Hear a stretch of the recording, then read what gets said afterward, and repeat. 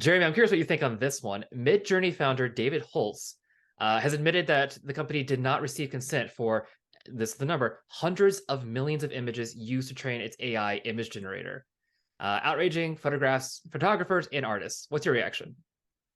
It's an interesting question, right? We this is unprecedented. I can see the side of the outrage. I can see the side of, hey, you put everything on the internet, right? Like, I think about a great example for me would be my property records. It was never the intention of whatever laws were originally passed that you can look up how much I bought my house for, right? Public records. But then with the internet, it became, here's all the stuff. So I've got some both sidisms on this. What's your take, Ross? I think it's kind of similar. I think for me, it's like it's an input-output issue, right? Like if the output looks like a photographer's work, there's the Greg Rakowski example for fantasy art, that's famous in AI generation circles.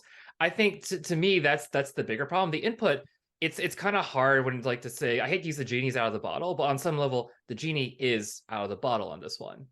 Oh, the genie left the bottle, flew away, broke the bottle. Yes.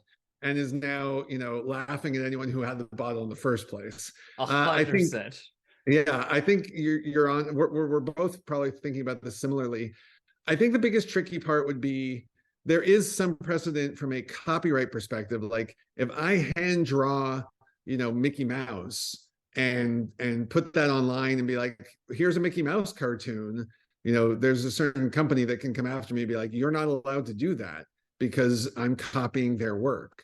In a way, I could argue that the AIs are copying the work as they're told to, right? Like it's not a free form new art style as derived by. So maybe that's a thing. Maybe there's a line that says, if you're letting people sort of make copies of my work, that's not okay. If you're using this to create new art styles, I think I'm more fine with that, right? The best artists have copied from those before them. Right. Like there's a difference between rotoscoping, which is literally drawing over someone's video, and remixing. And remixing has a long history on the music side in these legal works. Like how much of this is fair use, which is completely free to use. You're making a statement on something, which using generation, I think, is fair on some examples, the output depending.